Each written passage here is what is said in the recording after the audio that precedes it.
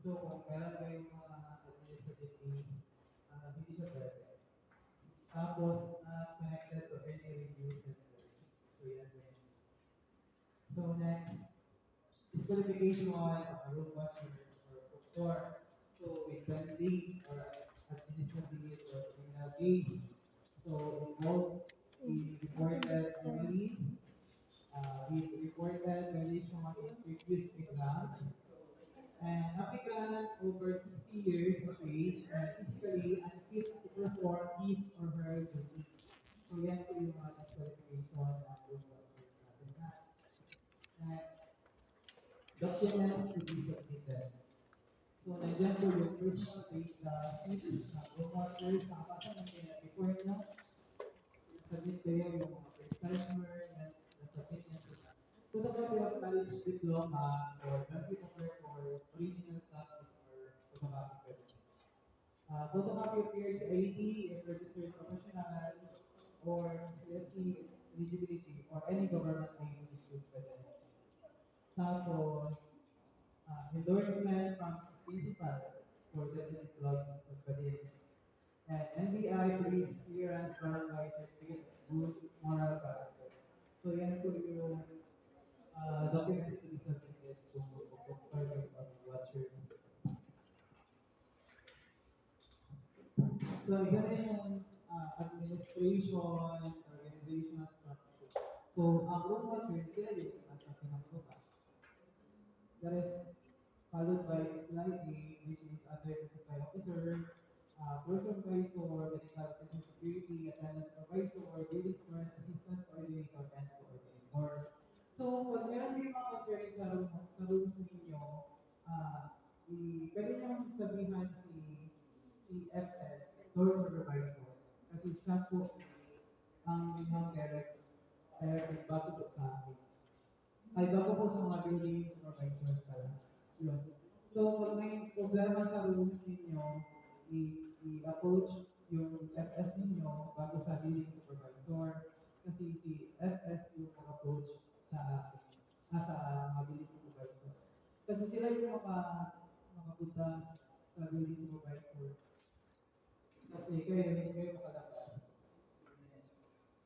So next, describe dress code. So for female, school or office uniform, blouses and skirts, E level, blouse and straps, polo shirt, leather or leather-like closed shoes, or now no open school sandals.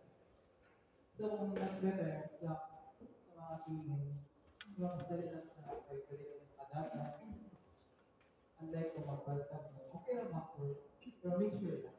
Tapos closed shoes tayo po. For male, school uniform, short polo bago, polo shirt, t-shirt with collar, leather or leather like clothes. So, bawal po kayo mag-white during examination kasi baka kala po kung examination na nagawas-gawas. Tingala lang eh, ay nakaputi dito. Isa po rin yung sumay. So, bawal mo puti na mga ma'am, sir. Next. So, what to bring? So, sa mga book tours natin at saka sa watchers, isa po dyan yung black ball pens, stapler, kanina yung bakod, ay mo din yung nakasuit, ay dili na nakagawas. So, bawal for lunch, snacks, and water. Actually, dito na sa room anak, basta enough na for the whole day. Since after na tagabi kay, kasi mo, elementary, Secondary, sir. Secondary. secondary. O, ang elementary, hindi ko sa secondary kay may special education na po ang elementary. So, both elementary and secondary, hata na o 6:30. Kaya may major na po yung elementary. So, nag-update po yung exams natin sa year 6. So, small bags only to keep your valuables, wallets, money, and other things. So, what kind of malaking bag? Tapos, examinees are allowed to bring the following. So, alam niyo naman yung notice of admission, which is ito siya. No. So, ma-identify talaga yung siya yung mag-exam. Tapos, well then, with not only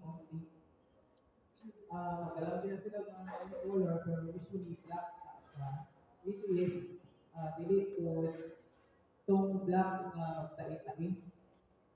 Ayun din po ipasulat sa ilangan Islam. Kaya nagtai-tai po na ito sa answer ng ID sheet and answer sheet. Tapos, two or more pencils, credits, hindi ba ka na, okay ba na? One piece long size brown envelope, and siya. Tapos, one piece long transparent plastic envelope for shipping valuables and allowed items. So, ito siya. Tapos, pack, lunch, use water, and necessary medication. So, mga pagkain nila. So, make sure may dala sila. Kasi hindi sila makalabas ng group at saka schools. So, walang magpapadeliver. Next, examinees are not allowed to bring the following. So, any reviewer na pre-routes. For the elementary levels, all kinds of calculators, bawal siya. Pati secondary na. Actually, sa Gen Ed, meron yung di ba may mathematics natin dyan sa Gen Ed. Hindi po siya allowed magamit ng calculator. Only ang magamit ng calculators ang math major. Kasi sa major nila, may calculator na sila na pinaya. Pero pag Gen Ed po, wala pong calculators na i-allowed dyan ha. Okay. Tapos, ano pa? Smart math. Sa calculators, sa math majors po yan siya. May allowed na calculators na po.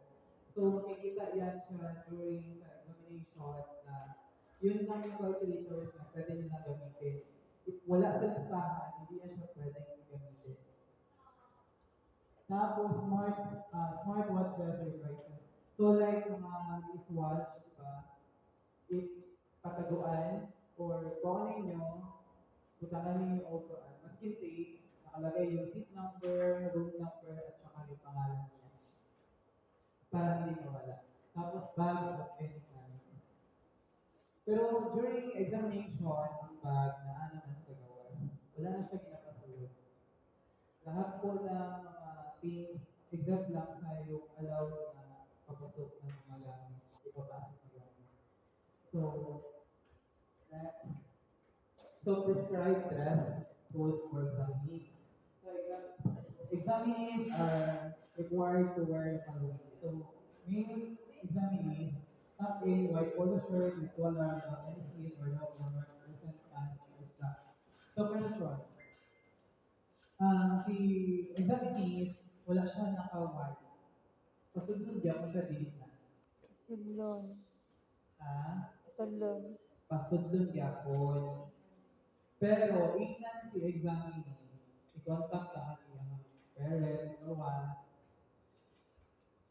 kay padala siya, pagka second period ng board, dapat makasuot na siya of white polo.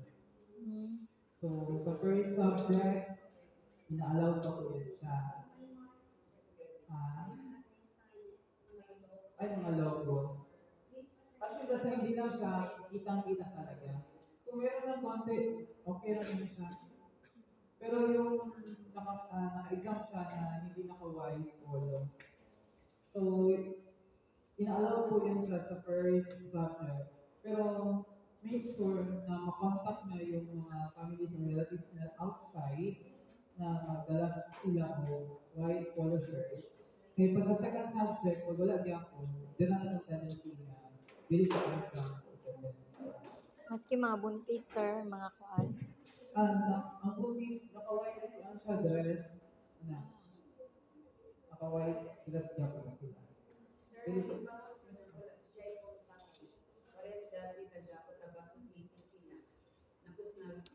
Asa ka na